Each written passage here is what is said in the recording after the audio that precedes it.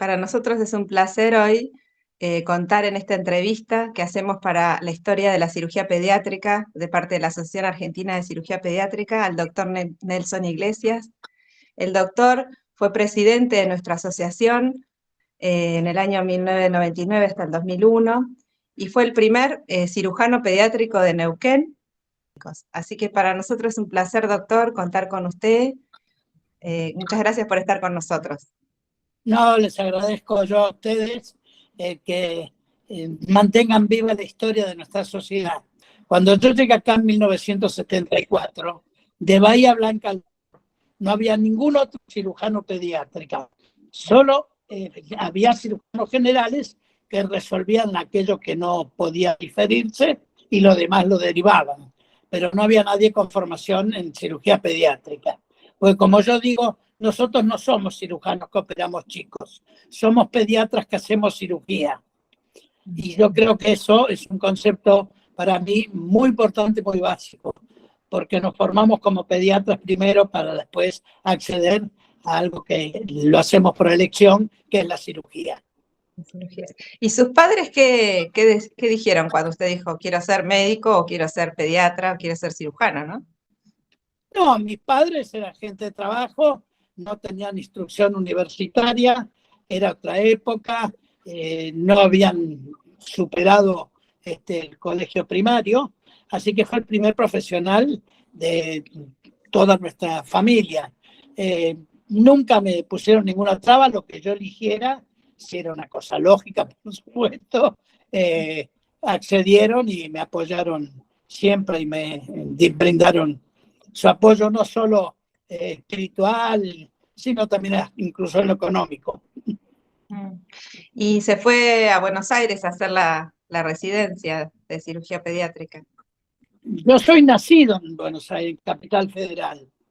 Yo nací en Capital Federal, me recibí, estudié en la Universidad de El Salvador, la Facultad de Medicina, soy de la sexta promoción de la facultad, me recibió en 1969 y terminado la carrera, opté por la cirugía pediátrica, di el concurso. En esa época existía una entidad que era el CONAREME, el Consejo Nacional de Residencias Médicas, donde se tomaba un examen único para todas las residencias. Uno al inscribirse ponía qué especialidad quería hacer y le daban 3 opciones de poder elegir a qué lugar iría en primer lugar, a cuál en segundo y a cuál en tercero. Bueno, yo elegí en primer lugar nuestro querido Hospital de Niños Ricardo Gutiérrez. Segundo estaba la Casa Cuna, donde estaba el doctor Marcos Ambías como jefe, y luego estaba el Hospital Pirovano, donde estaba el doctor Sebastián Rosasco.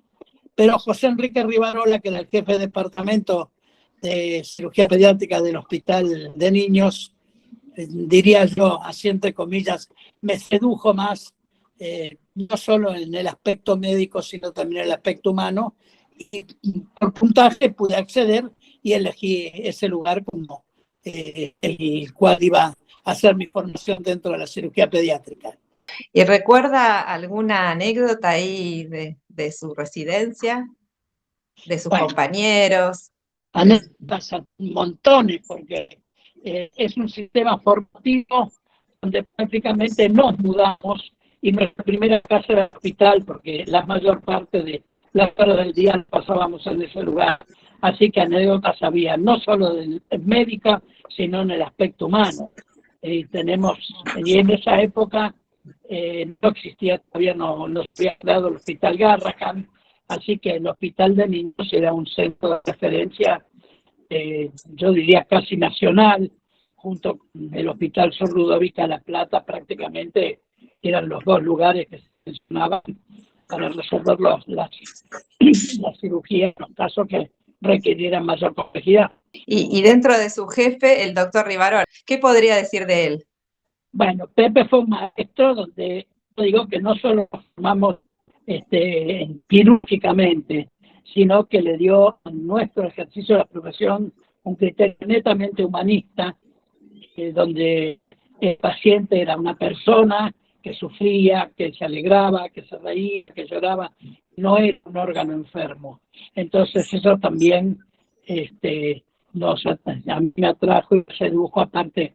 Por mi formación, una medicina humanista era la única que concebía. Por supuesto que el doctor Farol, que era el jefe del departamento, tenía todo un equipo de colaboradores de primer nivel, algunos puedo hacer nombre, Horacio Agespil, Julio Roca Rivarola, Arturo Gambarini, que luego emigró a España, en cirugía cardiovascular estaba Galíndez, en traumatología ortopedia estaba Juan Cruz Derqui, y todos esos lugares por los cuales rotábamos, fueron maestros en la especialidad y realmente componían un equipo diría yo, de alta jerarquía. ¿Y quiénes eran sus compañeros en ese momento? Mi promoción, mi camada, fue el primer grupo que entrábamos 3 residentes por año. Anteriormente entraban 2 residentes por año. Compañeros de camada fueron la doctora Cristina Bachiller y el doctor Hugo Weidman. Cristina Bachiller se quedó en Buenos Aires, después estuvo en España, en Ciudad de La Paz, y tuvo ofertas incluso de quedarse, pero bueno, la decisión personal de ella, decidió volver aquí, y su carrera en el hospital de niños, sobre todo, creo que incursionó muchísimo en la cirugía neonatal. El doctor Weidman tenía otras inquietudes y diría un poco que lo perdimos de vista después que egresamos de la residencia. Y sé que estuvo en el exterior y más no puedo decir porque no lo he vuelto a ver, lamentablemente, después que egresamos de la residencia. Y dentro de la residencia hice muchos lazos de amistad, y uno de ellos, el mayor, fue con el que luego jefe de residente, luego por distintas circunstancias hubo una relación ya más personal, fue el doctor Alberto Iñón. Sí. Estuvo también formando parte del libro de trauma, hablando del doctor Iñón, el trauma y pediatría. El doctor Iñón fue creador y el promotor del programa de trauma pediátrico, de los cursos AITP, Atención Inicial del Trauma Pediátrico. Tuve el honor de que me invitara a formar parte, luego de haber hecho el curso del cuerpo docente, y colaboré en la redacción del libro Trauma Pediátrico junto a otro grupo de colaboradores y de colegas y amigos, porque así terminó la cosa, como amigos, que aportamos nuestro granito de arena a un tema importante como es el trauma pediátrico. Los cursos empezaron, primeros cursos en 1989, prácticamente hasta hoy día en distintas modalidades. ¿Tiene algún recuerdo de alguno de esos pacientes que nosotros decimos a veces, o dolores de cabeza, o que uno recuerda por la familia, por el paciente? Sí, recuerdos tengo montones. Aparte, había distintas formas de encarar las terapéuticas que adoptábamos. La medicación preoperatoria antibiótica, como hoy día se hace, prácticamente no existía. Teníamos muy reducido el número de antibióticos que utilizábamos en los casos concretos, por ejemplo, las peritonitis. Entonces, las evoluciones eran mucho más tórpidas y a veces se exigían un esfuerzo muy grande de seguimiento, no estaban exentas complicaciones, chicos que había que recuperar. Y evidentemente, en algunos casos en particular, uno recuerda por algún motivo, por ahí unido lo afectivo a lo académico, pero en recuerdos un montón. Y no solo de los pacientes, sino también del personal auxiliar, que era un soporte nuestro para los residentes, que realmente nos consideraban parte importante del hospital, y el personal de enfermería, el personal de maestranza, o en ese momento el hospital de niños, cuando yo ingresé, una orden religiosa a la que dirigía un poco la batuta del mundo de enfermería, el cuidado de la salud, y eran realmente personas que estaban ya por una vocación no solo profesional, sino religiosa, abocada al servicio de los demás. Y cuando terminó su residencia, ¿por qué terminó en Neuquén? Pero cuando yo terminé tenía tres opciones. Quedarme en Buenos Aires podía perfectamente porque debe haber caído simpático a algunos de los que fueron mis maestros, uno de ellos, entre ellos, que recuerdo con mucho afecto, cariño y agradecimiento, fue el doctor Julio Roca Rivarola, y me habían llamado el Comité de Docencia e Investigación, entre ellos estaba el doctor Preto, y el doctor Alejandro Rivarola, y me habían ofrecido la quedarme como jefe de residentes, era el candidato. Esto era en septiembre del año 73, nosotros terminábamos el 30 de abril, terminábamos la residencia. Y decidí que iba a contestarle porque tenía esa posibilidad. Un grupo de pediatras del hospital había viajado a Neuquén, donde había empezado un plan de salud, el gobierno provincial lo había puesto en marcha, algunos de ellos compañeros míos que hoy están en Neuquén y somos tenemos relación muy profunda, y me también me dijeron que si podía ir a Neuquén porque no había cirujano pediatra. Y había una tercera opción, el doctor Arturo Gambarini, que era un cirujano que venía a la cirugía general y llegó al Hospital de Niños y se volcó a la cirugía pediátrica con mucha vocación y con mucha idoneidad, y fue uno de quien a mí por lo menos me enseñó a operar tórax, y han ganado un concurso para irse a España. Había ganado el concurso porque con motivo de una visita a la Argentina del jefe del departamento de cirugía pediátrica del Hospital La Paz de Madrid, el doctor Julio Monereo, le ofreció, porque había una buena relación con Arturo Gambarini, de que se presentara concurso para formar un hospital en Alicante. El hospital, creo, 23 de noviembre, no tenían servicios de cirugía pediátrica. Y con Arturo Gambarini yo había tenido también buena relación y me ofreció irme. Así que esas las tres opciones. Y bueno, elegí Neuquén porque me gustaba más, era nuestro país, era menos desarraigarse de nuestra patria, pese a que mis lazos genéticos estaban ligados a España, porque mi padre era de origen español, y decidí venirme a Neuquén, cosa de que hoy día, 49 años después, creo que es la mejor elección que hice. No solo lo que me dio médicamente Neuquén, sino lo que me dio humanamente. Yo puse mi parte, pero también la provincia me ofreció, y quienes forman parte de la provincia me abrieron los brazos. ¿Y cómo fue armar de cero, no? Porque usted si bien había todo un contexto de médicos, pero usted era el único que hacía la especialidad. ¿Cómo es insertarse o cómo es armar, no? Después armar un grupo de trabajo. Y bueno, de que muy en contacto existen los medios de comunicación que hoy día tenemos, porque hoy con internet y por WhatsApp, videollamadas tenemos.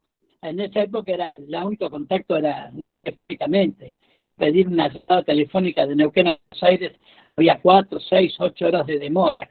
Yo seguía en contacto con la gente del Hospital de Niños, donde en algunos casos que eran muy complejos o excedían mi conocimiento, llamaba al teléfono y recibía opiniones o sugerencias de qué es lo que debía aportar. Al principio fue muy difícil porque, como te lo dijo antes, llegué en 1974, el 6 de junio de 74 comencé a trabajar en el Hospital Provincial Neuquén, el Hospital Castro Rendón, en el plan de salud era el Hospital Madre y después hospitales de menor complejidad que dependían de ahí.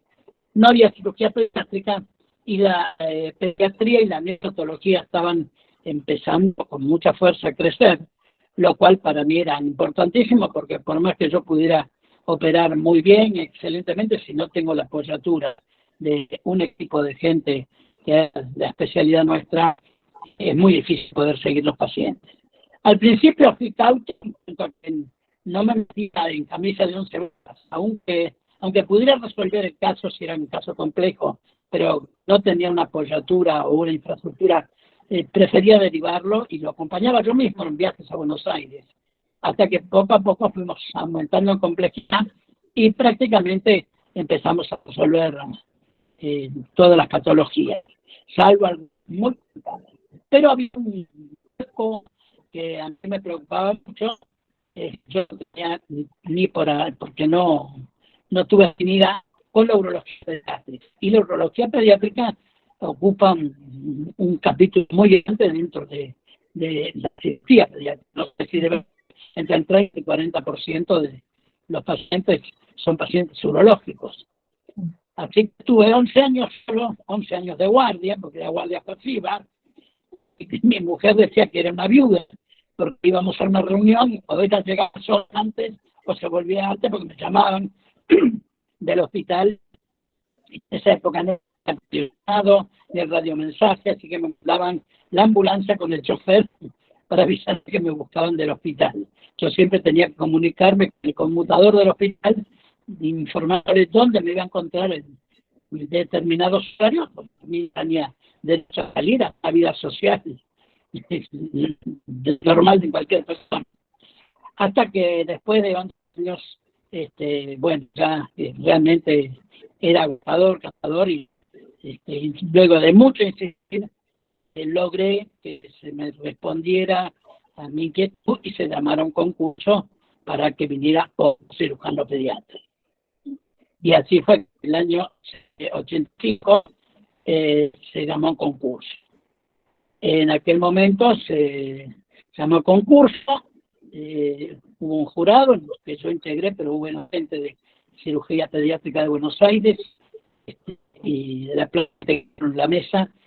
El concurso lo ganó un cirujano pediátrico que se había formado en Casa Cuna, el doctor Milano, pero estuvo un año, lamentablemente, porque era un excelente compañero, muy buen cirujano, pero no se adaptó la familia a la realidad de Neuquén y se fue. Y hubo que dar otro concurso. Entonces vino un segundo cirujano pediátrico en el concurso, se había formado en Mendoza, con el doctor Di Giuseppe y el doctor Sevilla y el doctor Hernández. Después de 11 años ya éramos dos para hacer la guardia, lo cual era mucho más liviano, porque era 15 días cada uno. Y después, posteriormente, habíamos asistido a un congreso de pediatría en Salta, y ahí conocí a un cirujano pediatra que me manifestó el deseo de venir a Neuquén. Yo le dije sí, pero con una condición, que tuviera una formación en neurología pediátrica, que fue el doctor Ricardo Campaña. Entonces el doctor Campaña hizo una rotación, él también se había formado en Mendoza, era compañero de promoción con el doctor Hernández, que ya estaba acá, e hizo una rotación por el hospital italiano, donde hizo una rotación fundamentalmente orientada a la neurología pediátrica. Y así que vino el año 89 y ya dejamos cubierto ese hueco que yo no cubría porque ya tenía suficiente con el resto de cirugía pediátrica general. ¿Y de sus hijos, alguno es médico? No, ligado a la medicina están. Mi hija mayor se recibió en Buenos Aires, profesora nacional de educación física en el INEF número 1, ahí en esa época era Avenida Libertador y Republicanas, ahora creo que se llama Tesoro Larralde, ahora es el Lenaro, ahí estaba, ahí se recibió el profesor de educación física. Cuando se recibió, dijo que realmente le gustaba la docencia, así que averiguó por su cuenta y vio que había un curso de universitario de instrumentación quirúrgica en el hospital italiano y se recibió de instrumentadora quirúrgica. Y terminó eso, vino a Neuquén y hace 25 años que se instrumentaba en una institución asistencial y en su momento fue instrumentadora mía. Mi hijo, el segundo, siguió odontología. En Buenos Aires se recibió en la UBA, ahí conoció a su mujer que también es odontóloga y ya en el año 2001, 2002 se vinieron para acá porque él ya era neuquino, como decimos nosotros, era NIC, nacido y criado. En cambio yo y nuestra hija menor, que en Buenos Aires, cuando venimos tenía 2 años, somos EIQ, venidos y quedados. Y la tercera hija nuestra, que también estudió en Buenos Aires, es psicopedagoga y psicóloga y trabaja sobre todo con chicos con discapacidades auditivas, autistas. O sea, no son médicos, pero están ligados a áreas sanitarias.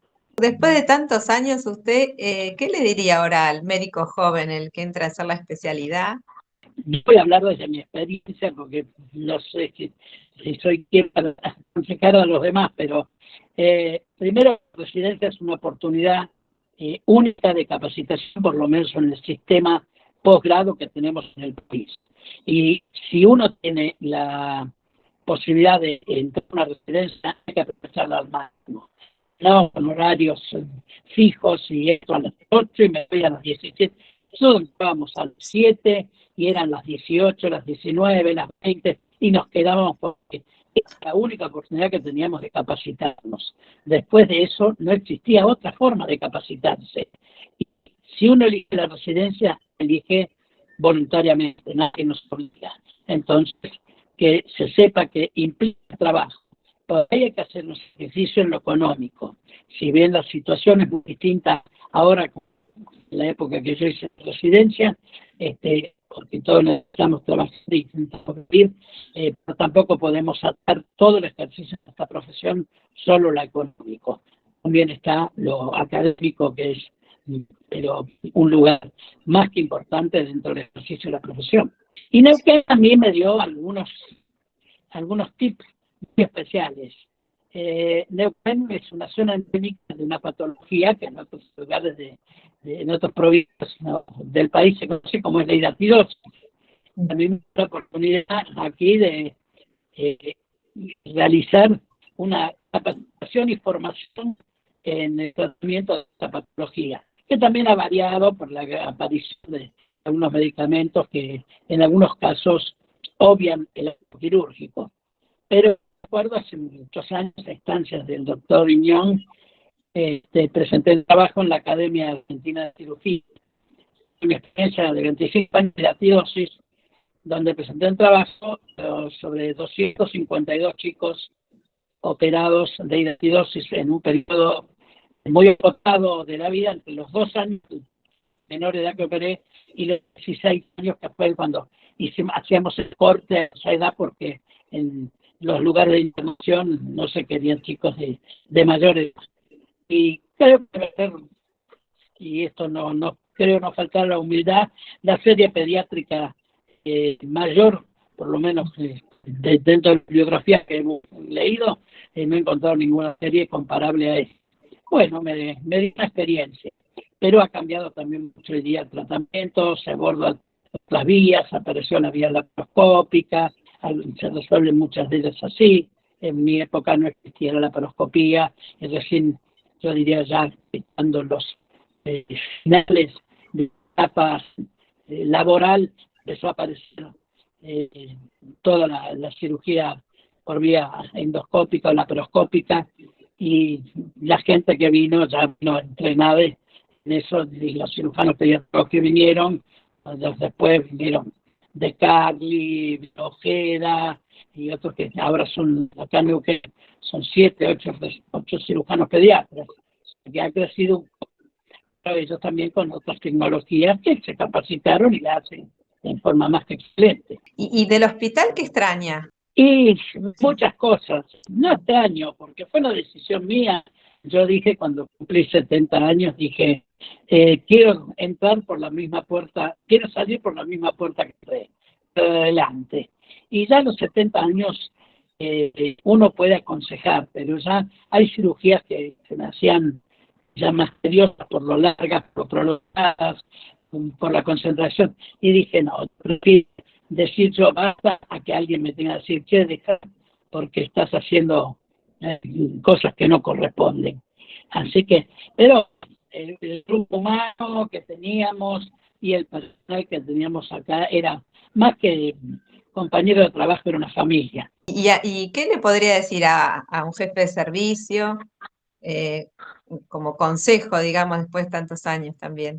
jefe de servicio, yo creo que no puede ser cualquiera, tiene que ser alguien que tenga también ciertas condiciones de liderazgo y que sea ordenado y que y si puede que se capacite. Yo recuerdo que en su momento hice acá un curso que daban en la Universidad del Comahue de Administración de Servicios de Salud, que fue un curso durante un año que era un diplomado en Salud Pública de la Universidad de Buenos Aires, porque evidentemente hay aspectos que nosotros nos formamos como médicos, pero lo que es la tarea, llamarla entre comillas administrativa, director, colaborar en armar licitaciones, llamados a concursos, eso hay que capacitarse para hacerlo, porque no solo los libros de medicina, sino que es una técnica que requiere conocimiento al respecto. Así que creo que quiere ser jefe, primero tiene que conseguir el mejor grupo humano que pueda, por supuesto que es una sala de la selección, y luego capacitarse en lo que es la conducción, no solo en la conducción médica, sino también en la conducción administrativa, porque un servicio exige, lamentablemente, yo por suerte elegí otra cosa, pero el papelerío, si uno es jefe, tiene que hacerlo, llenarlo y completarlo. Y que eso le daría como consejo que se capacite no solo en lo médico, sino en lo administrativo de un servicio de salud. ¿Hay algo que haya quedado pendiente? ¿Hay algo de la especialidad que haya dicho esto no lo hice, me hubiera gustado? Y No sé. siempre nos queda en el tintero algo, siempre nos queda algo en el tintero, porque todas las patologías uno no las ve, o no las conoce porque las ha leído, las ha estudiado. Pero, por ejemplo, un ejemplo, yo en los 50 y pico de años de ejercicio, una sola vez me tocó ver una estrofia de vejiga. Conocía lo que era además, y cuando no sé, un chico acá de Neuquén, lo recuerdo, ya que vos me habías contado algunas cosas que me acordara, en la cual hicimos una muy buena relación. Acá ese chico, cuando nos llamaron primero un cirujano adulto, y llamó un neurólogo de adulto, bueno, acá un puntito y cerramos y listo. Y me llamaron a mí y dije, no, yo creo que esto, yo sabía que era algo mucho más complejo, y planteé la derivación a Buenos Aires y lo acompañé, la familia me pidió y lo derivamos, lo resolvieron en Buenos Aires, en el hospital italiano, y hoy día esa paciente, porque era una niña, que es colega nuestra, de cuando me enteré y me movió un poco el piso. ¿Mm? Y anécdotas tengo montones, hace muy poco tiempo, estando en un negocio haciendo unas compras, acercó un muchacho, ya no un hombre, yo no, más de 40 años, me dijo, ¿es el doctor Iglesias? Sí. Yo quería saludarlo. Dice, usted no me conoce, entonces no sé qué es usted porque mi mamá me lo ha señalado. Bueno, ¿cómo es tu apellido? Y le digo, ¿por qué me lo? Y dice, porque usted me operó de una vez del estómago. Y esas cosas a uno no es de piedra y la mueven. Me mueven, sí, Son seguro. aspectos de las gratificaciones que tenemos con la profesión, porque son más gratificaciones que los malos momentos. Y si pudiera decir cómo ve el futuro, qué cosas del futuro en lo que es nuestra especialidad le gustaría que hubiera o cómo ve el futuro de nuestra especialidad. Bueno, un poco desligado, pero de práctica, pero evidentemente la llegada de nuevas tecnologías, yo creo que la especialidad tiene un campo muy grande y abierto y a resolver muchas cosas. Sobre todo la incorporación de nuevas técnicas de abordaje, de nuevas técnicas de tratamiento, para lo cual es importante la capacitación de quien las vaya a ejecutar, a través de una residencia, después de ella de hacer algún cero o algún máster en la especialidad que hay centros y conseguirlos en el país o en el exterior.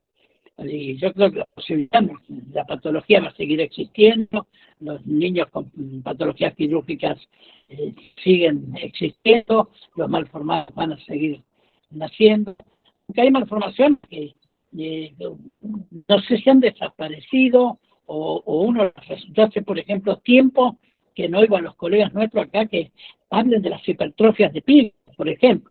Y en época de hipertrofias de píloro, en los de residencia, por semana, no sé, se operaba 2 o 3 kilos. Y no hay tal abundancia. Ahora, por la deben resolver, uno no se entera. Por decir un ejemplo, hay una patología que a mí siempre me quedó dando vuelta, porque creo que todavía no está resuelta, no solo es una patología que hay que resolverla quirúrgicamente, sino funcionalmente, que es la hernia diafragmática. Y la hernia diafragmática, pues que uno la opere bien, reconstituye el diafragma, baje todo. Hay aspectos que no se resuelven quirúrgicamente porque es una patología embrionaria y ya ha provocado a veces lesiones que, como la hipertensión pulmonar o otras que están al resorte quirúrgico.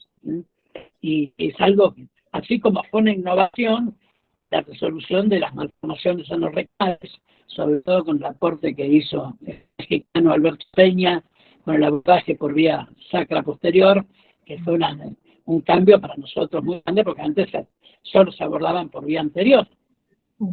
Y así lo fuimos haciendo aquí en Neuquén, que tuvimos también un número de pacientes muy importante. No solo en esas patologías, en otras también nos animamos.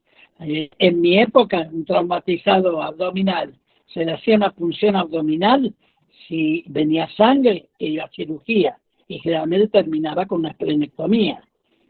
Después, con el programa de trauma, fuimos animando, y yo me acuerdo el primer paciente traumatizado que atendí en el hospital, con un trauma abdominal, con una ruptura de vaso, que dije, no me voy a operar. Bueno, yo creo que me pasé 2 días durmiendo al paciente, pasé de un gran encontronazo con los terapistas que querían que le abriera el abdomen. Y yo dije, manténgannos dinámicamente compensados, esperémoslo, no nos apura. Bueno, ese chico hoy es abogado, y viene, tenía relación con la familia y me quedó más que grabado. En mi época también operábamos una peritonitis y salían de quirófano los pacientes, decían el abdomen, obras sanitarias por la cantidad de tubos de drenaje que les colocábamos. Hasta que nos animamos, yo ya estando acá y lo había visto, porque rotaba periódicamente Iván Italiano, con el cual tenía una relación con el servicio de cirugía pediátrica, hacer lavaje peritoneal y no poner más drenaje.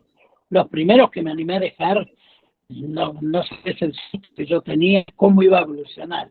Y bueno, poco a poco fuimos viendo que no nos habíamos equivocado el camino que adoptamos.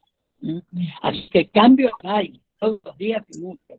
Algunos yo me entero, otros ya no tanto. ¿Y hay algo que le gustaría decir de sus compañeros? Bueno, supongo que ahora el grupo que ha dejado sigue sus pasos, ¿no? En su formación. No, los compañeros, los de acá y de allá, de Buenos Aires, y no solo Buenos Aires, el haber accedido a la presidencia de la sociedad me permitió tomar conocimiento de muchos cirujanos pediatras que hacen una labor, pero encomiable, en todo el país, y a muchos de ellos que no se sabe, no se los conoce y resuelven y muchas cosas.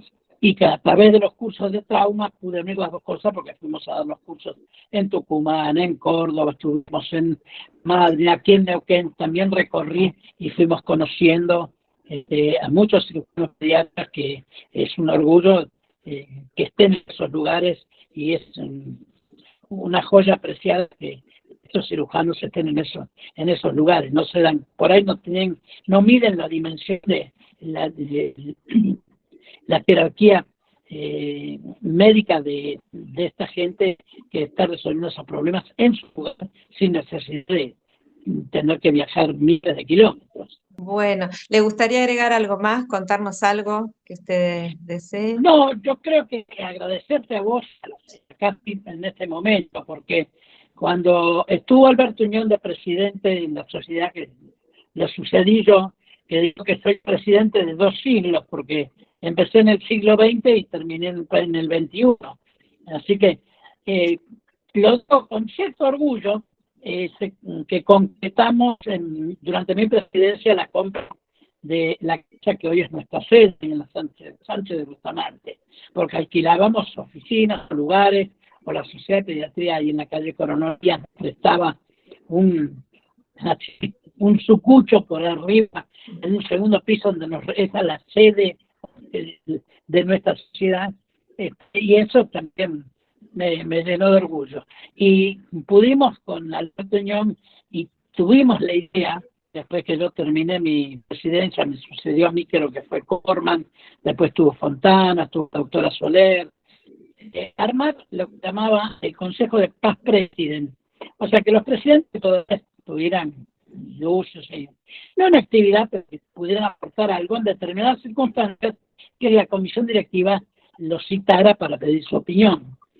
¿Por qué motivos no se concretó? Y creo que en cierta medida esto que está haciendo ahora la sociedad a través tuyo es rescatar la historia de nuestra sociedad, que será una sociedad joven, una sociedad chica, que encierra mucho nuestros aspectos y de nuestros esfuerzos. La primera remodelación cuando compramos la casa, la obra la dirigió el marido de la doctora Silvia Soler, Aldo Logarzo, que es ingeniero, y sé que después se hizo una nueva, que espero en algún viaje, aunque no viajo mucho últimamente a Buenos Aires, voy a ir a conocerla.